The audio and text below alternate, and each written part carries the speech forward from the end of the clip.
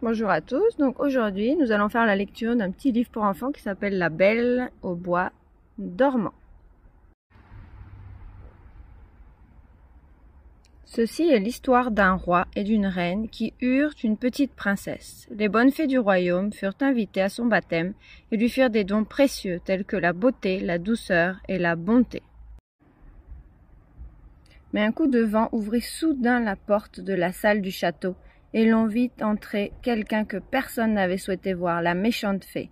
Elle toucha la petite princesse de sa baguette et s'écria « Cet enfant se piquera à un fuseau et en mourra. » Par bonheur, la plus jeune des fées n'avait pas encore fait de présent à la nouveau-née. Elle s'approcha à son tour du berceau en disant « La princesse n'en mourra pas, elle dormira seulement 100 ans. » Les années passèrent. La princesse devint une grande et belle jeune fille. Un jour qu'elle s'ennuyait, elle entreprit d'explorer une aile du château dans laquelle elle n'avait jamais pénétré. Au haut d'une tour abandonnée, elle découvrit une chambre ronde.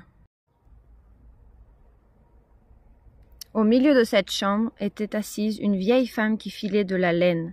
La jeune fille n'avait jamais vu filer, car depuis son baptême, fuseau et rouet avaient été soigneusement bannis du château. « Comme c'est amusant !» s'écria-t-elle, et joyeuse, elle voulut essayer de filer à son tour. Mais aussitôt, elle poussa un cri. La pointe du fuseau venait de la piquer au doigt où perla une goutte de sang, et le rire de la méchante fée résonna dans le château. La princesse était tombée dans un sommeil profond. Or, la jeune fée qui avait toujours veillé sur elle accourut. Elle emporta la jeune fille dans sa chambre, la déposa sur son lit doré et ensuite jeta un charme sur tous les habitants du château qui s'endormirent aussi. 100 ans passèrent. Un taillis de roses sauvages grandit autour du château et il poussa si haut et si dru que nul n'aurait pu le traverser qu'au péril de sa vie. Personne ne tenta l'aventure et petit à petit le château tomba dans l'oubli. Un jour pourtant arriva dans ce pays un prince aussi brave que charmant. Il montait un cheval blanc et chevauché, perdu dans ses pensées, quand le parfum des roses attira soudain son attention et il leva la tête. Il vit les buissons de roses s'écarter devant lui, ouvrit un sentier et au bout de ce sentier lui apparurent les tours d'un vieux château. Émerveillé, il descendit de cheval et s'avança vers cette étrange demeure.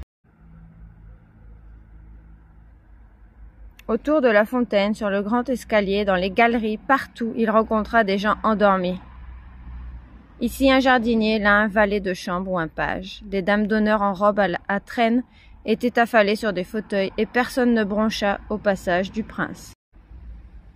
Au centre de la salle à manger, aux deux extrémités d'une table magnifiquement dressée, étaient assis le roi et la reine, reconnaissables à la couronne qu'ils portaient sur la tête, et ils semblaient tous deux sourire dans leurs rêves. « Je suis dans un château enchanté, murmura le prince, je veux en faire le tour. » C'est ainsi qu'il continua sa visite, et il parvint en dernier lieu à une chambre toute dorée qu'occupait un grand lit décoré de cygnes. Et sur ce lit reposait la plus belle jeune fille que le prince eût jamais contemplée. À l'instant précis où ses yeux la virent, le charme qui ensorcelait le château fut rompu. La princesse ouvrit les paupières étonnée et dit « J'ai bien dormi ». Et tout s'éveilla de même au château. Les perruches, dans leur cage, agitèrent les ailes, les chats miaulèrent autour des casseroles, un valet tira de l'eau à la fontaine, et la cuisinière donna une gifle au plus jeune des marmitons. Dans la salle à manger, le roi s'éclaircit la voix, rajusta sa couronne et dit à la reine « Il me semble que la princesse, notre fille, se fait bien attendre. Dis non, j'ai faim. »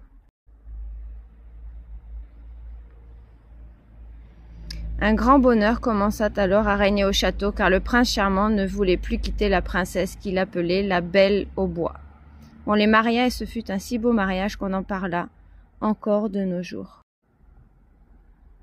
Bien entendu, la bonne fée qui avait réuni les jeunes gens assista aux cérémonies en qualité d'invitée d'honneur, et avant de quitter les nouveaux époux, elle les combla encore des dons de joie et de félicité. Fin.